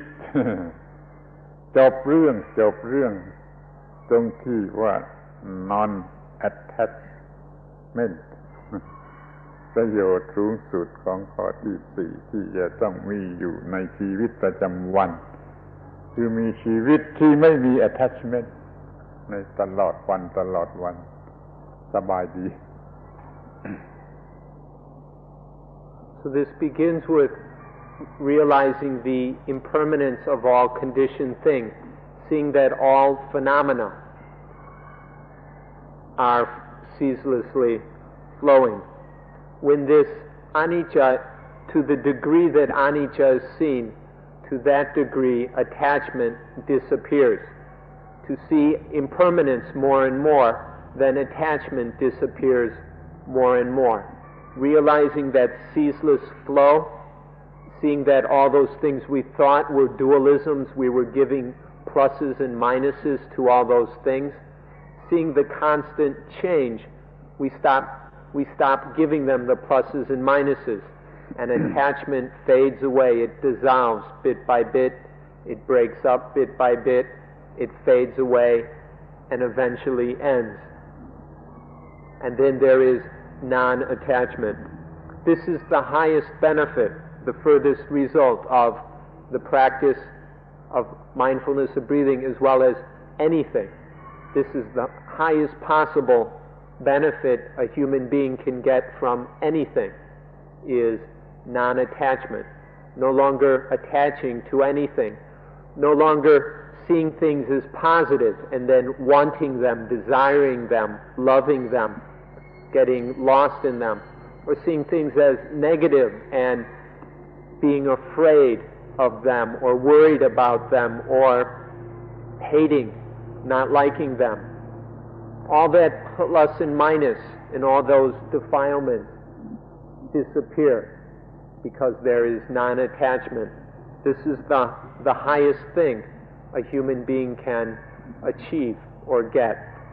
And this is what happens through mindfulness of breathing. But this doesn't just happen during mindfulness of breathing. The mind that is non-attached isn't attaching in normal life as well. So to realize this is the highest benefit within our ordinary life as well, because then it's an ordinary life that is truly ordinary and truly natural, because it's no longer disturbed by liking and disliking, wanting and not wanting, and all that loving and hating, which is constantly disturbing the mind and pulling it apart. This non-attachment is the highest result that is realized in the fourth tetrad, part 4 of mindfulness of breathing. อย่างนี้เรา ศึกษาทีละหมวดแยกดูทีละหมวดเห็นประโยชน์ทีละหมวดนำมาใช้ทีละหมวดละหมวดทั้ง4หมวดพอแล้วทีนี้มาดูทีเดียวพร้อมกันครบทีเดียวรวมกันทั้ง4หมวดเป็นเรื่องเดียวเรื่องอานาปานสติเรื่องเดียวไม่ดูเป็นหมวดแล้วก็ขอให้ดูเถอะว่ามันสรุปความได้ว่าอย่างไรปฏิบัติอานาปานสติทั้ง4หมวดแล้วมันได้อะไรข้อแรกเขาบอกว่ามันได้ธรรมะที่จำเป็นอย่างยิ่งแก่ชีวิตคือธรรมะ4เกลอนะสติสัมปชัญญะปัญญาสมาธิเนี่ยมันจะช่วยให้มีเครื่องมือสำหรับดำรงชีวิตที่มั่นคงที่ถูกต้องที่ดีที่สุดนะที่จะไม่มีความทุกข์นะรวมกันทั้ง4หมวดแล้วก็ให้ได้อันนี้เต็มไปเลยปัญญามาได้มากที่สุดในหมวดที่4สมาธิได้มาตั้งแต่หมวดที่1แล้วก็สติสัมปชัญญะนี่ได้จากทุกหมวดเลยอานาปานสติทั้งระบบเป็น1ระบบมันทำให้ได้สิ่งนี้ขอให้มองดูว่าจำเป็นอย่างไรในชีวิตประจำวัน So far in this talk we've looked at each tetrad one at a time. We've looked at these 4 parts of mindfulness of breathing one by one and looked at the benefits of each part. Now we'd like to group them all together and see the whole thing, not as separate parts, but just the whole practice. What are the benefits of the whole thing? The first thing we can say is that through the practice of Anapanasati, the 4 Dhamma comrades of mindfulness, wisdom in action, sampajanya, and concentration are developed. Through this practice, all 4 of these things which are absolutely necessary in our normal life. Because these aren't fully developed, we have all kinds of problems in our normal life and make all kinds of mistakes. But when these are sufficiently developed, then we don't have those problems anymore. These 4 are developed through Anapanasati. Wisdom is perfected in the 4th tetrad, especially the highest wisdom of non-attachment. This is perfected in the 4th tetrad. Concentration is especially developed in the 1st tetrad, but then it is further refined after that. Mindfulness, sati, and sampajanya, ready comprehension, are developed throughout in every tetrad and in every step. But in the practice as a whole, you can see how all 4 of these are developed, are perfected, and then we can use them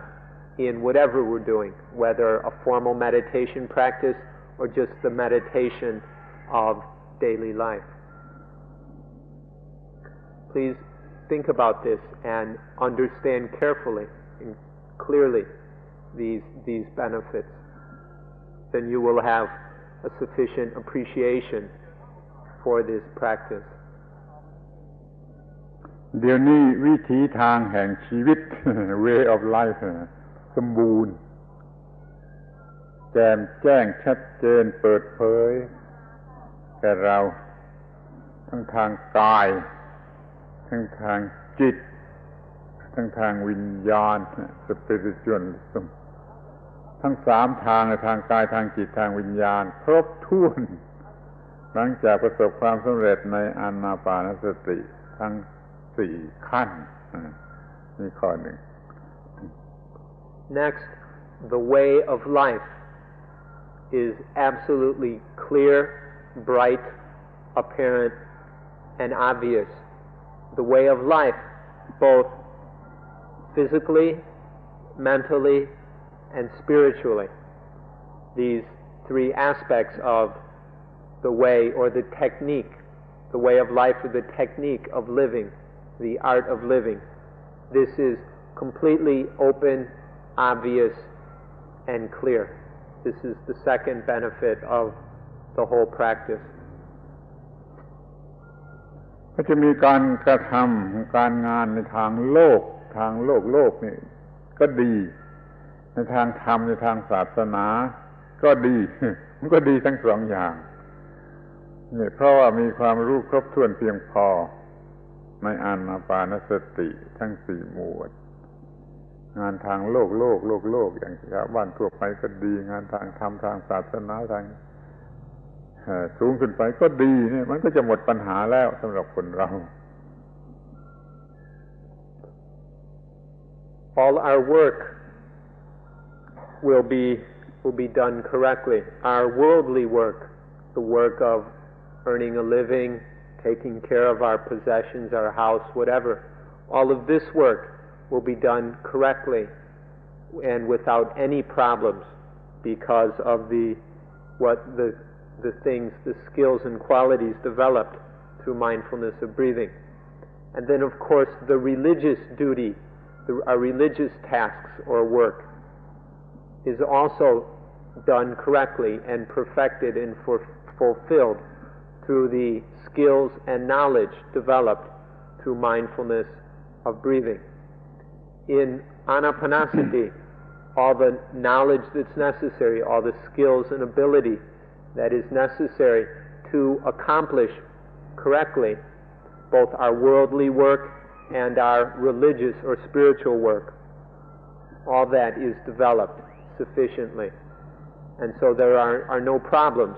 in when we go about both our worldly and our religious duties.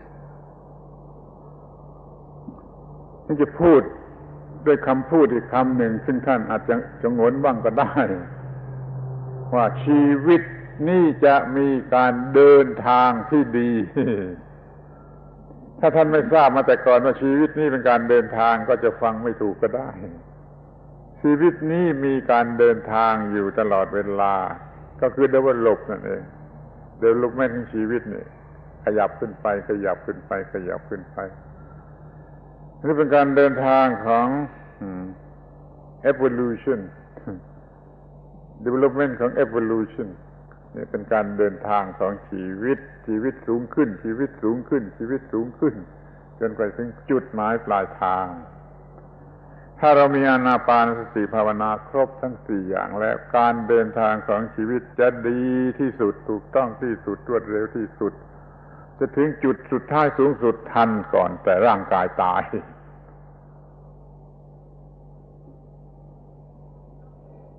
Also, our life will have the correct เดินทาง ถูกต้อง Life will be traveling correctly or walking, following its path correctly. You may not have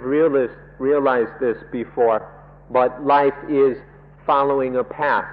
Life is a traveling, a walking along a way or a path. Though you may not have realized this, this is the way it is. In life, there is a constant development. Life is developing, moving onward, lifting up further and further and further. There's this development in life, or this following of a path.